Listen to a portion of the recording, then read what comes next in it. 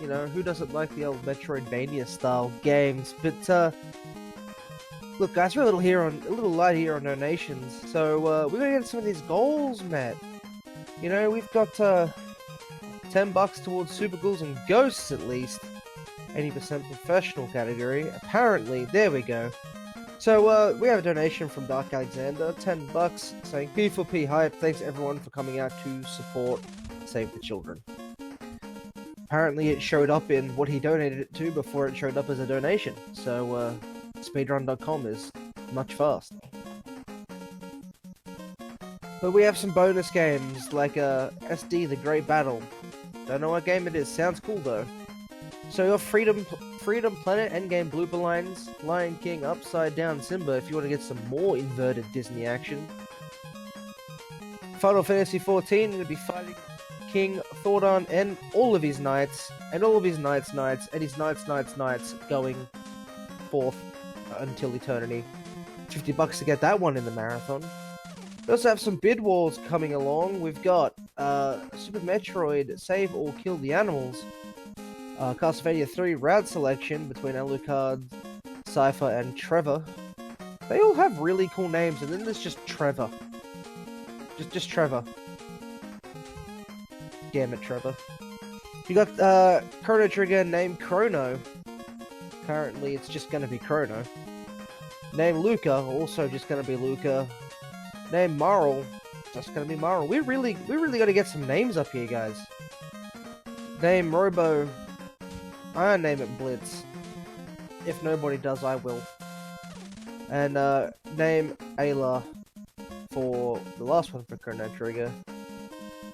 Some other goals coming forward. We've got a bonus game for Barbie on the Nintendo Entertainment System. Chrono Trigger Fight Sepiko. I think that's how you say it. It's been many years since I laid my hands on that game. Sunday Super Monkey Ball Warpless category. And dress up Bishoju Senshi Sailor Moon. Batman Returns Mania category. Metal Gear Solid Peace Walker Max Voltage Torture. That will be another one that I will have to do if you donate to it. That's gonna be fun. I haven't practiced that. It's rather hard. But we've already done all these. Right, so there are all the things available to put your dollary dues to help out Save the Children.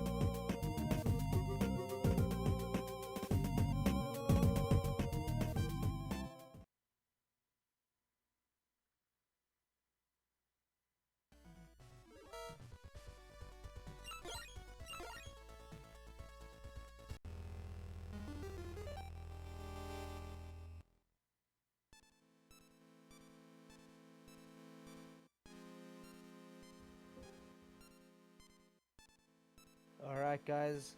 Up next is Bloodstained, Curse of the Moon. Run on any percent Nightmare/Veteran for PC, the PC. It's the personal computer's personal computer. Feel free to take it away, Laxxus. Yo, hello everyone, I'm Laxxus and this is Bloodstained Curse of the Moon. For those who don't know the game, it's basically a reimagination of Castlevania 3. Castlevania 3 was the biggest inspiration for this game, let's say it that way. It came out like almost 2 years ago. It was a stretch goal for Bloodstained Ritual of the Night, and it is clearly the better game of the two. So I will be playing Nightmare mode, and I'll explain real quick what Nightmare mode is, because at the beginning of the run there's a lot going on. So Nightmare mode is, you unlock it when you play through the game in normal mode first.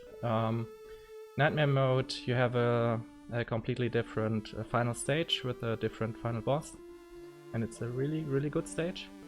Might be my favorite. Bosses have more health and slightly different attacks, and the most important change is that you start with 3 characters.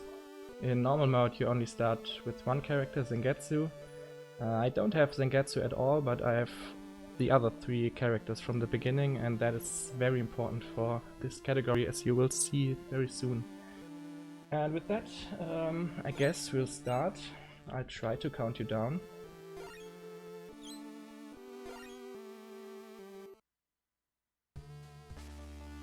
Three, 2, 1, go.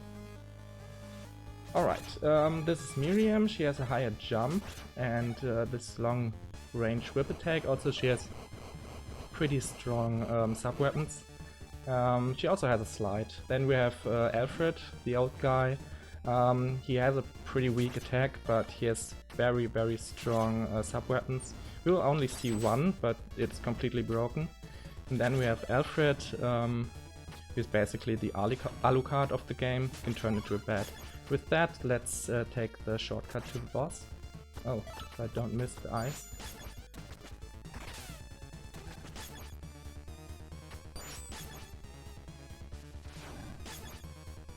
And we are at the boss. Pretty easy, right? I'll explain that in a bit, but first let's do this boss fight, because it's also very interesting.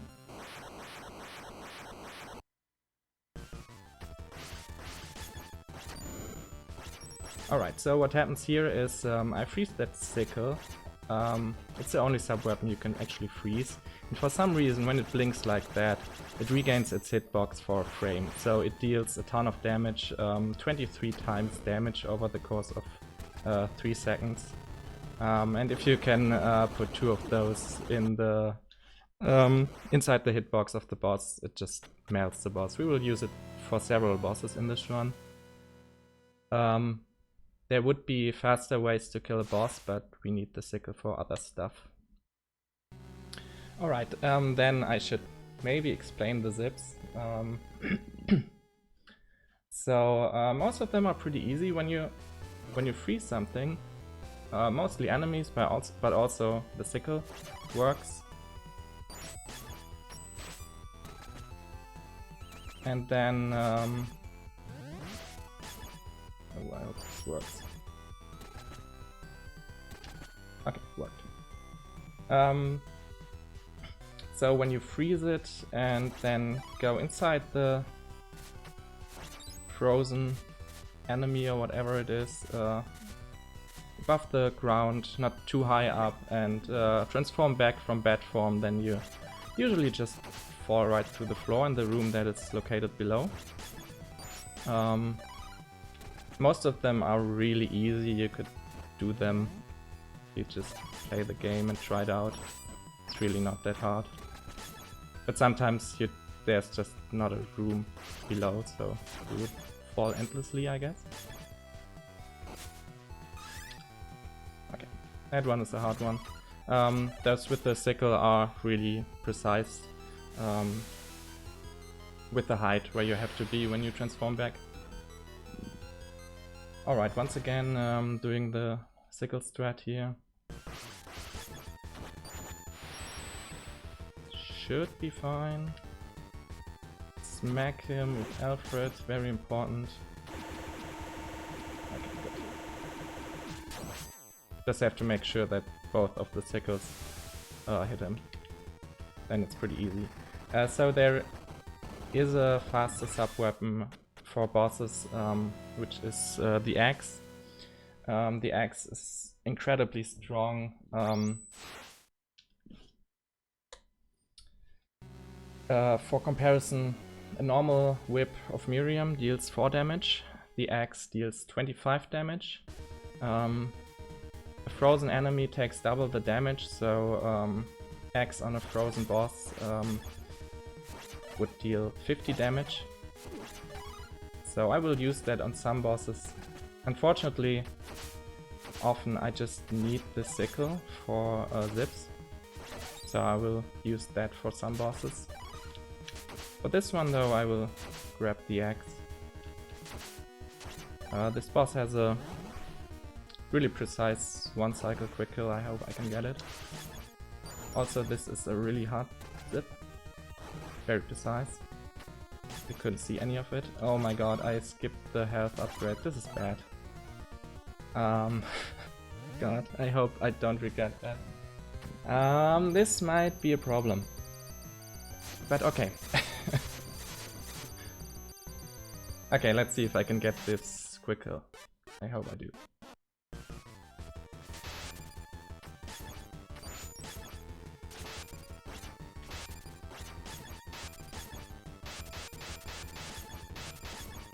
No, I missed my jump. Oh, that sucks. Okay, now if I could have jumped there to the right, I would have gotten the quick kill. Guess we're not getting the quick kill. Unfortunate. So yeah, optimally I wanna kill him on the first coin cycle. But that's no problem. Bigger problem is that I missed the health upgrade. This might be a problem in the upcoming stage, actually. Because stage 4 I usually do a lot of damage boosting and there's some RNG where I can get hit. So let's see what happens.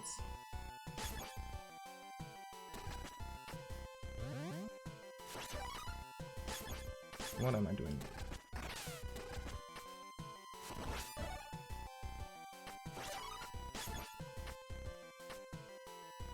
So here I'm doing a little glitch as well. That double slide at the edge there is kind of precise to get. Okay, I failed that. Okay, interesting. Wow. Alright, that room never went so bad before, but it's okay. I only took one hit, that's the most important thing.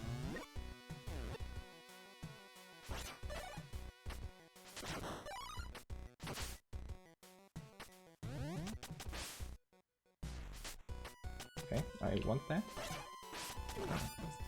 Horrible. Let's take the hit with Alfred, just to make sure I don't die here. And in this room, that was the first zip ever discovered, and it just leads right to the boss, which is very convenient. So this is the hype dragon. He's very hype, as you can see.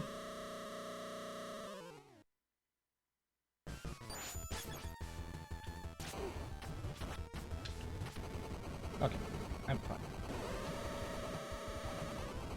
No problem. Just can happen that I get hit another time on that part, and that's not good. So yeah, this is a very scary fight, because when I die I would get sent back to before the zip, and wouldn't be able to do the zip anymore because one of the characters is dead. If a character dies, you get sent back to the last checkpoint with the remaining characters, and when you beat a stage, then everyone gets revived. I wanted to do a special showcase on this stage, but since I skipped the health upgrade, unfortunately I'm too afraid to do it. So I'll play the stage normally.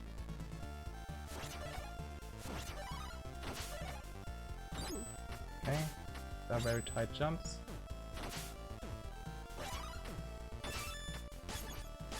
This was not what I was supposed to do. Fine.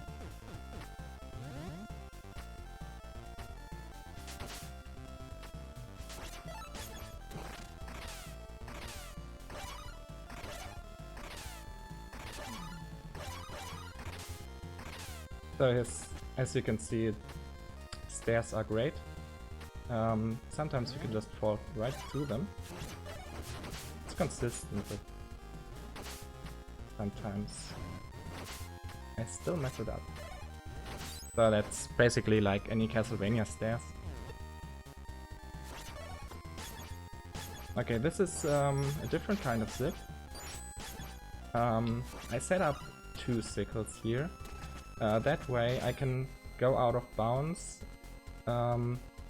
without just falling straight down into the room below. I fall down and land on the sickle below, and then I can go back into bat form and God, I hope I don't die here. Let's grab this.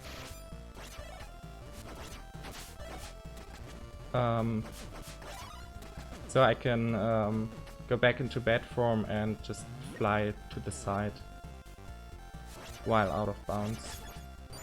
And while out of bounds, I stay in bat form until I leave the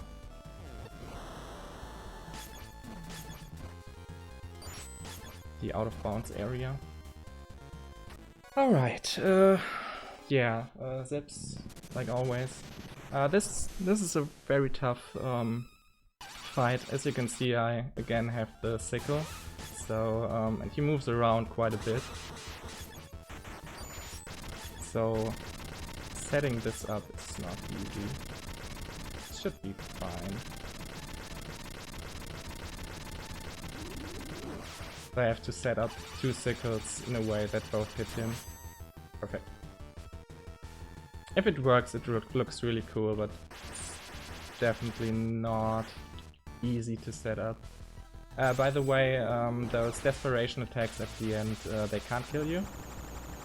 They are basically a throwback to Rondo of Blood. If you completely avoid them without taking damage, you get an extra life, but they only take you down to 1 health. Exception is on this fight, you can fall off and die. So yeah, I don't think I ever did that, but possible. Okay, stage 6 is a pretty scary stage, especially when you have less health than usual. This is the only zip of the stage. Let's do it safe like this. I normally don't do that, but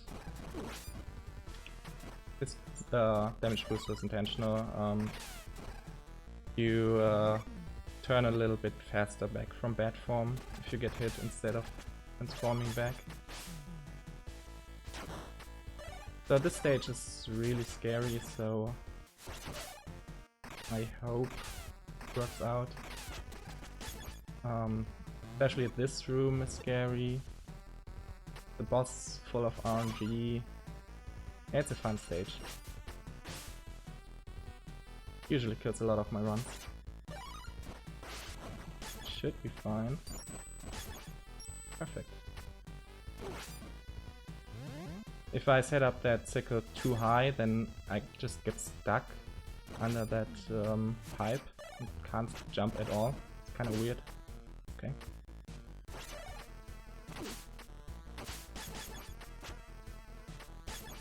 Panic switches.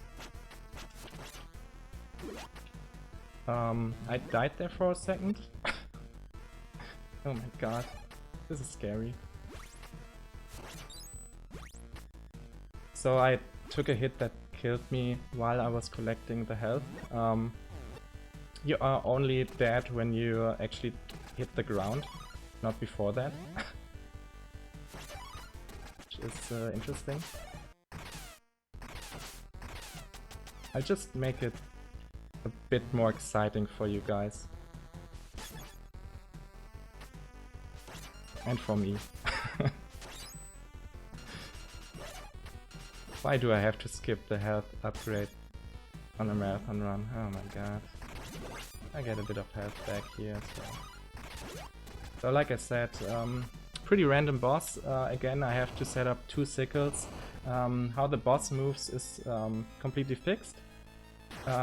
She moves at the top, so I need the umbrellas that spawn to get up there. But how they spawn and how they move is completely random. This should be fine.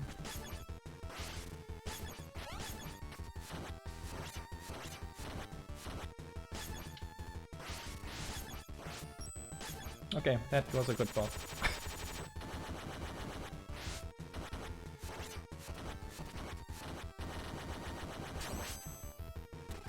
Yep, just like that. Yeah, if you know how to set up these sickles, they are extremely strong. It's just really not easy with those moving bosses. Oh, is it in CB3 the same?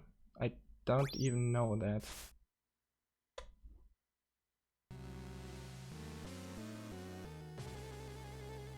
Stage 7, that's the reason why I still hang on to my sickle, because there's a zip right here at the beginning in the 3rd room. It's another one of those double sickle zips. Right here. Oh my god, does this work? Oh my god, this is bad. That was close to failing completely. Not gonna lie. I mean, that was pretty easy and no problem at all. I wasn't scared. So yeah, that skips like half of the stage.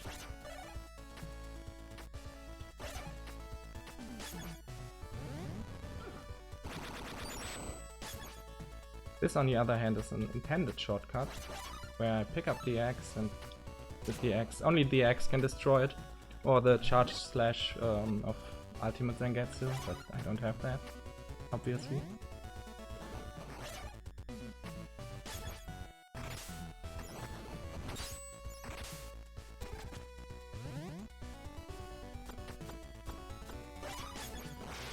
Through most of the stages I have a very precise weapon point management. Like, I wanna be at exactly 11 on this at this part, so I can have 1 more weapon point to turn into bed for a bit, right here, and then have 30 for the boss. Perfect, didn't get hit. As we have the axe again, this boss can basically do nothing. Like I said earlier, Ice Axe just destroys bosses. You don't have quite enough weapon points to kill him. So a few more hits, but like, this is stage 7 boss, but he is pretty much like one of the easiest bosses in the game, even casually. He looks pretty cool, but he's pretty easy. And yeah, Ice Axe crushes everything. Alright, and we are on the final stage. Like I said at the beginning, this stage is exclusive to Nightmare mode. It's the best stage, has the best music, best final boss. Like I kind of like this stage. So the point of this stage is that every character has his own trial, so I can't switch characters now. Every character has his own little part here. Miriam's part is, well, use the X. Not too much to it, honestly. And every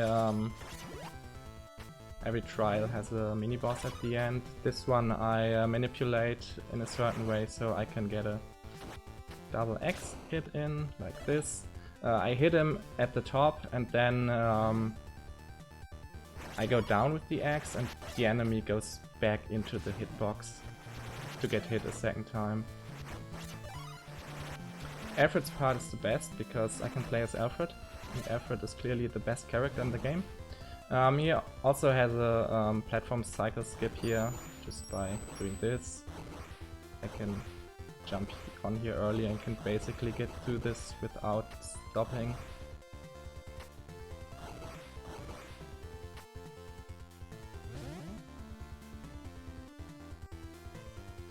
And his mini-boss is really hard, because everything that is not a boss dies instantly when it's frozen.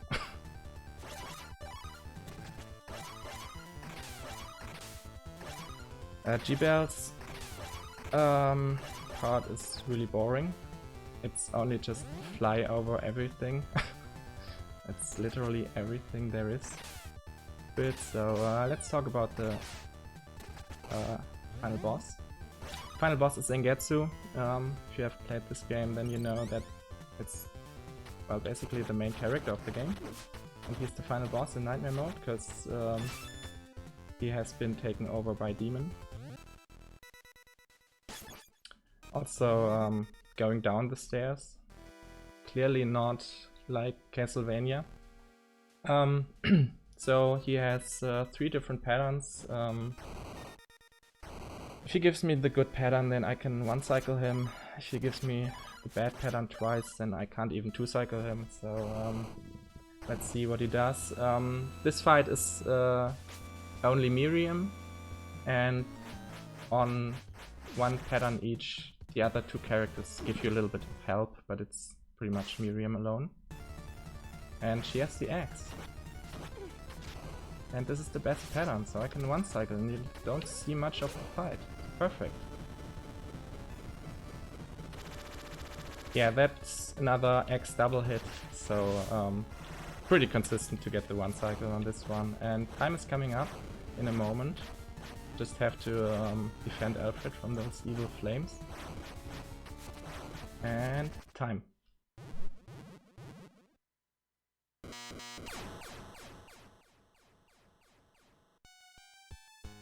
Yeah, the RNG was nice to me. I just played not so great at the beginning.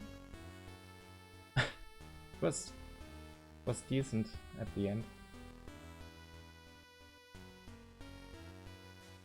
And yeah, like story-wise, you go back to because Zangetsu has been overtaken by Demon, and you just save his soul, which is really nice. Yeah, that was a decent run. 21:16. You did a very accurate job with the timer. It's 21:16 is the time I got as well.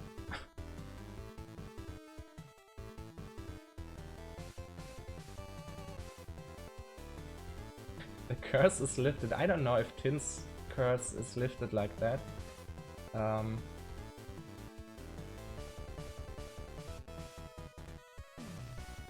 Yeah, unfortunately this game is not that active anymore. Especially Nightmare, not that active. Even though it's a very cool category in my opinion.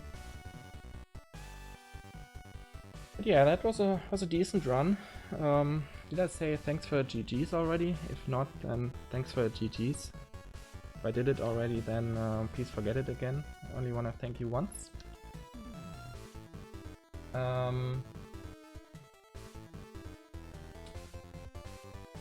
Yeah, I mean, that was overall not bad. If we watch the credits to the end, they also have, by the way, a really great song. I pretty much love the whole soundtrack. This song is also really good. When we see the end of the credits, then we see that Zangetsu's soul returns to the world of Mega Man 2. Just want to point that out, so you can all see it. And after that I'm done. It's coming up soon. Yeah, there we go.